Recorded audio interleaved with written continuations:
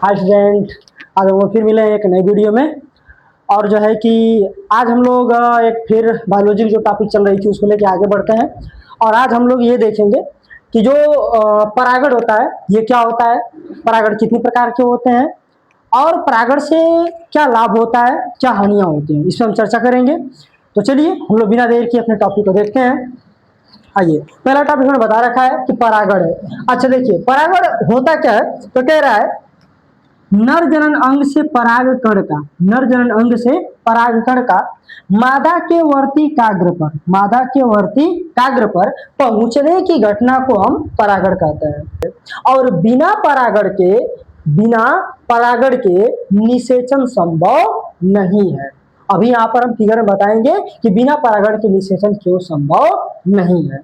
तो परागण की बहुत छोटी सी डिफिनेशन थी, ये हो गई। अब परागण को समझ लीजिए। देखिए, ये वाला जो भाग है, ये लंबा वाला भाग, इसको हम लोग क्या बोलते हैं, ये है नर का भाग और ये भी है नर का भाग। और ये जो बीच में टोटल ये वाला भाग है इसको हम बोलते हैं मादा का भाग। तो नर के भाग का ये वाला जो है इसको हम बोलते हैं परागकोश, और इसमें जो मैंने डॉट डॉट किया हुआ है उसको हम बोलते हैं परागकण। ठीक, ये जो मादा का भाग है इसके जो ऊपरी वाला भाग है, ऊपरी वाला, इसको हम बोलते हैं वर्तिकाग्र। अब याद रखिएगा, परागकोश से परागकण का मादा के वर्तिकाग्र पर पहुंचने की घटना ही क्या कहलाती है, परागण कहलाती है। अब एक चीज याद रखें, निषेचन कहाँ होती है, निषेचन जो इस अंडाशय के अंदर यहाँ पर होता है जिसको हम ओवरी बोलते हैं, अंडाशय में यहाँ पे निषेचन होगा। अब परागकण यहाँ पर है, अब यहाँ पर एक नली होती है, उस नली को बोलते हैं पोलन ट्यूब यानी कि पराग नली। इस नली के माध्यम से परागकण यहाँ से क्या होता है, ऐसे होते होते इसके अंदर यहाँ पर आते हैं, तब यहाँ पर क्या होता है कि निषेचन की क्रिया होती है। तो आप बताइए कि यदि यहाँ से परागकण यहाँ पर हो कि यहाँ पर न आए तो क्या निषेचन होगा, नहीं होगा। इसलिए बिना परागण के निषेचन की क्रिया संभव नहीं होती है।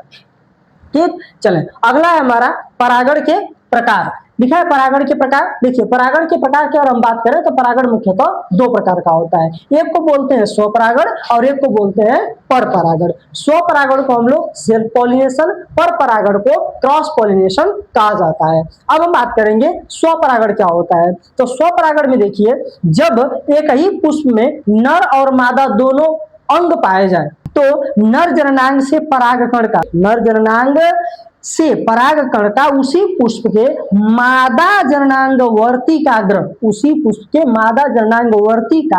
पर पहुंचने की घटना को हम क्या बोलते हैं, स्वपरागण कहते हैं। अच्छा, ये जो मैंने डिफिनेशन लिखा हुआ है इससे अगर छोटा आप शॉर्ट में लिखना चाहें तो उसके लिए आप ऐसे लिख सकते हैं, तो एक ही पुष्प में नर व मादा दोनों भाग पाए जाएं तो परागकोश से परागकण का उसी पुष्प के मादा वर्तिकाग्र पर पहुंचने की घटना को हम स्वपरागण कहते हैं। तो इसको हम शॉर्ट में भी लिख सकते हैं। यह है स्वपरागण। स्वपरागण में सबसे पहला लाभ क्या होता है कि इससे पौधों का शुद्ध वंश चलता रहता है। शुद्ध वंश का मतलब होता है कि एग्जांपल के लिए मान लीजिए कि ये जो पुष्प मैंने लिया हुआ ये ए प्रजाति का है, तो इसमें मेल भी ए प्रजाति का और फीमेल भी ए प्रजाति का, तो इन दोनों में जब निषेचन होगा और निषेचन के बाद जो नया बीज बनेगा, जो नया पौधा बनेगा, वो भी किस प्रजाति का बनेगा, यही प्रजाति का बनेगा। इसलिए ये पौधे कैसे होते हैं, इनसे बनने वाले पौधे कैसे होते हैं, शुद्ध होते हैं और इनका वंश जो है चलता रहता है, शुद्ध वंश जो है चलता है। दूसरा है कि परागण हेतु दूसरे पुष्प पर निर्भर नहीं रहना पड़ता है। दूसरे पुष्प पर निर्भर का मतलब कि मान लीजिए अगर ये पुष्प एकलिंगी होता, मैंने इसके पिछले वीडियो में बताया है कि एकलिंगी पुष्प और द्विलिंगी पुष्प क्या होते हैं। एकलिंगी पुष्प का मतलब होता है जिसमें केवल नर रहे या तो केवल मादा रहे, और द्विलिंगी पुष्प का मतलब होता है जिसमें नर भी रहे और मादा भी रहे। तो ये मैंने जो पुष्प बनाया है ये द्विलिंगी बनाया हुआ है, इसमें यहाँ पर मादा है और ये यहाँ पर नर है। तो अब आप ऐसा मानिए कि एक पुष्प जो मैंने बनाया ये केवल कौन सा पुष्प है, ये केवल एक लिंगी है, मतलब कि मादा वाला पुष्प। इस मादा वाला पुष्प है तो नर भाग को हटा देते हैं, इसमें मान लीजिए कि नर भाग नहीं है। नर भाग अगर नहीं है तो क्या केवल मादा पुष्प हो गया, तो इसको परागकण की आवश्यकता पड़ेगी। तो परागकण की आवश्यकता पड़ेगी तो कहां से लेगा, किसी दूसरे पुष्प से लेगा, तो इसको क्या होगा, दूसरे पुष्प पर निर्भरता हो गई। और यदि इसके परागकण इसी पुष्प में मिल जाएंगे तो निर्भर होने की आवश्यकता नहीं है। तो चूंकि ये जो स्वपरागण होता है ये द्विलिंगी पुष्पों में ही होता है, इसलिए इनमें जो है कि दूसरे पुष्पों पर निर्भरता भी नहीं रहती है, क्योंकि इनके स्वयं के परागकण इन्हीं के पास में इन्हीं के समय से मिल जाते हैं। तीसरा क्या लाभ होता है कि इससे उत्पन्न जो बीज होगा वो शुद्ध नस्ल वाले होंगे। अब क्यों शुद्ध नस्ल वाले होंगे, तो आप देख रहे हैं कि इनकी प्रजाति ही एक है, शुद्ध प्रजाति के हैं, तो इनसे जो उत्पन्न बीज होंगे चाहे जो फल होंगे वो भी क्या होंगे, शुद्ध नस्ल वाले ही होंगे। अब हम देख लेते हैं इसकी हानियां क्या होती हैं। यहां पर लिखा है स्वपरागण से हानि। हानि ज्यादा नहीं है, 2-3 हानि है केवल। तो देखिए पहला हानि है कि इससे उत्पन्न बीज उत्तम श्रेणी के नहीं होते हैं। अच्छा, क्यों उत्तम श्रेणी के नहीं होंगे, भाई एक ही प्रजाति है, जब एक ही प्रजाति से बच्चा आएगा तो उसी प्रजाति का रहेगा, तो फिर उत्तम प्रजाति का कैसे हो गया, जिस प्रजाति का रहेगा उसका आएगा, किसी दूसरे प्रजाति से कराया जाए तब तो उत्तम प्रजाति का आएगा।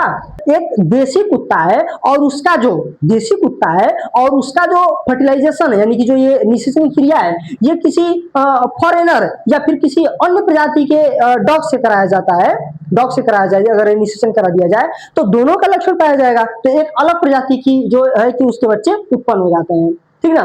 तो अगर अलग अलग प्रजाति रहेगी तो नई जाति आती है, जबकि एक ही प्रजाति रहेगी तो सेम जो है कि बच्चा आएगा, उसकी कोई दूसरा जो है कि प्रजाति नहीं बन सकती है।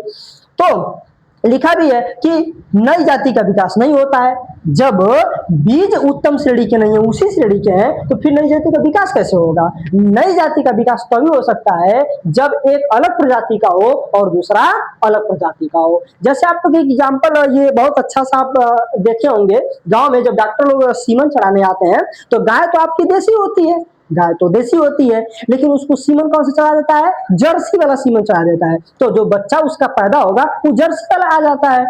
तो ये कैसे आ गया, जब हमने दूसरे प्रजाति का सीमन चढ़वाया तब ना आया, ठीक ना। तो उसी तरह ये भी है कि जब अलग प्रजाति रहेगा तो अलग पौधा आएगा, या अलग प्रजाति का पौधा होगा जिसके गुण थोड़े बदले हुए रहेंगे।